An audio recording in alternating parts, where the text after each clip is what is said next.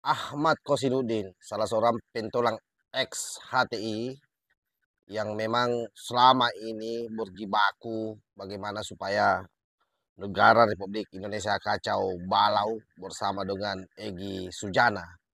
Yang kita tahu sendiri bahwa kedua orang ini baik Egy Sujana maupun Ahmad Kosinudin sejak dulu berjuang bagaimana supaya Pak Jokowi jatuh dari kursinya. Bahkan ada satu kasus yang sangat tidak masuk akal itu juga sempat viral melalui kedua orang ini, yaitu kasus tuduhan ijazah palsu Pak Jokowi. Dan hari ini mereka berdua kembali berteriak dengan lantang akan mengepung DPR untuk mendorong yang namanya hak angket. Ya, kita juga heran kenapa setiap ada aksi-aksi yang mengarah pada penjatuhan pemerintah yang mengarah pada kacaunya negara kesatuan Republik Indonesia itu selalu dimotori oleh kedua orang ini. Tentu ini bukan tanpa alasan bahwa memang sejak awal orang ini adalah orang yang tidak pernah mau melihat Indonesia ini damai, itu kesimpulannya. Sehingga kemudian ketika ada kasus seperti ini, dia mencoba menunggangi untuk mengerahkan antek-anteknya. Ya kalau saya mengatakan antek-antek ya pasti adalah gerombolan-gerombolan ex-HTI dan ex-FPI karena itu yang paling gampang dimobilisasi. Rata-rata dari organisasi ini memang bersumbu pendek yang sedikit saja tersuluk api langsung meledak. Nah bagaimana Ahmad Kosinudin bersama dengan Egy Sujana membangun narasi provokasinya, coba kita simak secara bersama-sama. Dan ini tersematkan secara tidak langsung namanya Mbak Puan Maharani di sini sebagai ketua DPR diminta untuk membuka kantor DPR RI karena katanya ini demi untuk kepentingan rakyat. Beberapa teman sudah sepakat, insya Allah tanggal 1 Maret, ya, hari Jumat, semua berkumpul di DPR RI. Poin pentingnya adalah partai-partai yang jelas-jelas dicurangi seperti ini harus buka pintu DPR, jangan dibenturkan rakyat dengan aparat. Betul. Puan Maharani, kau buka itu pintu karena kau ketua di situ. Jangan rakyat disiram sama air cannon, digebugin dan lain sebagainya. Kita udah pernah ditolak ya. Kita sudah pernah ditolak. Maka poin pentingnya adalah himbauan ini, insya Allah kita semua sepakat tadi, kekuatan apapun, sebesar apapun, sekecil apapun, hari Jumat tanggal 1 Maret kita kumpul di DPR RI, insya Allah. Takbir. Silakan. Baik. Bismillahirrahmanirrahim. Pernyataan bersama konferensi pers dukungan rakyat bagi DPR RI untuk gulirkan hak angket kecurangan pemilu 2024. Sebagaimana diketahui, pelaksanaan pemilu 2024 ini dipenuhi berbagai persoalan, sejak persiapan, proses pencalonan, pelaksanaan hingga penghitungan suara menjelang pengumuman penetapan hasil pemilu oleh KPU. Sejumlah elemen masyarakat seperti Forum Komunikasi Purnawirawan TNI Polri untuk Perubahan dan Persatuan FKP 3 hingga 100 tokoh nasional yang menyatakan penolakan terhadap hasil pemilu 2024 karena dinilai curang secara terstruktur, sistematis, dan masif. Menunggu proses penghitungan suara selesai dan keluar keputusan penetapan hasil pemilu 2024 oleh KPU, membawa sengketa hasil keputusan penetapan pemilu 2024 oleh KPU ke Mahkamah Konstitusi dinilai oleh banyak kalangan hanya akan melegitimasi kecurangan pemilu 2024. Sikap politik Ganjar Pranowo dari PDIP yang mewacanakan hak angket diikuti dukungan politik dari Nasdem, PKS, dan PKB perlu didorong agar dapat terrealisasi. Mengingat kecurangan politik dalam pemilu 2024 tidak bisa diselesaikan secara hukum di MK, melainkan harus diselesaikan secara politik melalui lembaga politik DPR RI. Karena itu kami segenap elemen rakyat yang cinta kejujuran dan kebenaran, pendukung keadilan ditegakkan menyampaikan pernyataan sebagai berikut.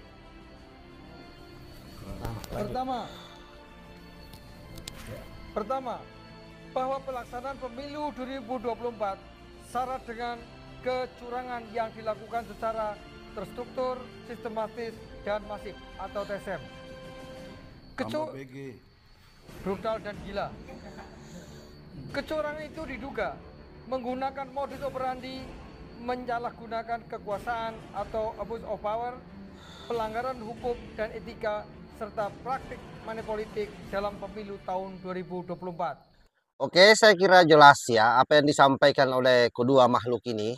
Saya menyebutnya makhluk karena memang orang ini buat saya sebenarnya sangat apa ya, malas membahasnya. Kenapa? Karena bagi saya sendiri secara pribadi, begitu melihat orang ini atau mendengar namanya saja orang ini sudah langsung saya paham seperti apa alur gerakan dan cara berpikirnya. Jadi memang orang ini ya rungkat lah. Kalau dalam konteks negara kesatuan Republik Indonesia sangat tidak pantas sebenarnya dia hidup di NKRI. Cuma yang menjadi heran juga kita sampai hari ini, sepertinya orang ini ada yang sengaja pelihara karena dari beberapa kegiatan-kegiatan yang dilakukan yang mengarah pada disintegrasi bangsa sebenarnya, membuat bangsa ini carut marut dalam masalah. Orang inilah sebenarnya di balik itu semua. Tetapi sekali lagi itulah bahwa memang di negara kita ini rada-rada ada yang bermain juga di belakang layar sebenarnya yang sengaja memelihara orang-orang seperti ini. Yang memang mau melihat negara kita hancur, negara kita Indonesia ini mengalami carut marut terus. Karena itu situasi terkait soal pilpres mereka mencoba menunggangi, apalagi memang sudah disulut lebih awal oleh Pak Ganjar Pranowo ingin mendorong hak angket. Ya tentu kalau bicara hak angket sebenarnya sekali lagi pakar hukum tata negara yang juga wapres daripada Pak Ganjar sudah bicara. Pak Mahfud MD mengatakan bahwa tidak ada ranah hak angket untuk mengadili yang namanya KPU. Kenapa? Karena hak angket itu muaranya adalah penyelidikan terhadap pelaku kebijakan negara dalam hal ini pemerintah. Termasuk soal anggaran negara yang kira-kira itu diselewengkan oleh pemerintah kita dalam hal ini tentu Pak Jokowi dan seluruh menteri-menterinya.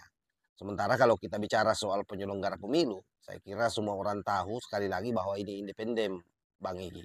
KPU itu independen, justru yang terlibat sebenarnya lebih dekat ya intervensinya yaitu partai politik. Semua juga orang tahu bahwa orang menjadi anggota KPU RI itu pemilihannya melalui proses di DPR RI dan sudah bukan rahasia umum lagi sampai ke anggota KPU daerah dan Bawaslu itu rata-rata rekomendasi dari partai politik. Nah ini kalau kita mau buka-bukaan, karena itu tidak ada korelasi sama sekali antara pilpres ini yang dianggap curang oleh orang-orang yang kalah dengan hak angket yang digulirkan oleh orang-orang PDIP yang notabene-nya juga ke depan ini sepertinya akan terjadi kerja kelompok dengan pengusung Anies Baswedan atau partai yang mengusung Anies Baswedan. Itu pun kalau mereka semua ini bisa menahan diri untuk tidak bergabung dengan Pak Prabowo. Karena kita tahu sendiri bahwa yang namanya Caimin dengan PKB-nya, Surya Paloh dengan Nasdemnya, kedua orang ini adalah orang-orang yang tidak pernah tahan di luar kekuasaan. Mereka pasti akan berupaya keras bagaimana caranya untuk bisa merangsek masuk untuk mendapatkan jatah menteri. Dan boleh jadi dengan jawaban-jawaban yang sangat diplomatis yang disampaikan oleh Pak Surya Paloh maupun Caimin terkait soal hak angket ini adalah merupakan salah satu upaya dari mereka berdua supaya pihak pemenang dalam hal ini Pak Prabowo memanggil dia untuk bicara bargaining politik terkait soal jatah-jatah menteri ke depan. Karena itu, apapun yang dilakukan oleh begundal-begundal ex HTI dan Egy Sujana ini, saya kira ini akan seperti saja tong kosong yang nyaring bunyinya, yang tidak berfaedah sama sekali dan tidak akan mendapat simpati dari rakyat. Kenapa? Karena faktanya rakyat Indonesia sudah memenangkan Pak Prabowo menjadi presiden dan itu realitas yang ada bahwa hampir di setiap TPS memang keduanya menang. Contoh misalnya di kampung atau di kediaman di TPS orang tuanya Pak Muhaimin Iskandar memilih, itu pun Prabowo yang menang di sana. Kalau kita juga melihat hasil PSL yang baru-baru dilakukan di Jakarta di 5 TPS juga memenangkan Pak Prabowo. Yang notabene-nya di situ adalah kandang Anies Baswedan. Belum lagi misalnya di Sampang Madura yang kemarin juga sempat viral, kampungnya Pak Mahfud MD, di mana di situ juga Pak Prabowo menang. Jadi fakta-fakta bahwa Pak Prabowo menang hampir di seluruh TPS itu tidak bisa dipungkiri. Sehingga memang sangat sulit dibuktikan bahwa ada kecurangan yang sifatnya TSM itu tadi, terstruktur, sistematis, dan masif. Nah, tapi itulah alibi setiap orang yang kalah dalam kontestasi politik, ini sudah menjadi ajal 5 tahunan. Siapapun yang kalah kadang-kadang memang susah untuk menerima kenyataan. Saya kira itu yang saya sampaikan. Wallahul muwaffiq ila aqwamit thariq. Wassalamualaikum warahmatullahi wabarakatuh.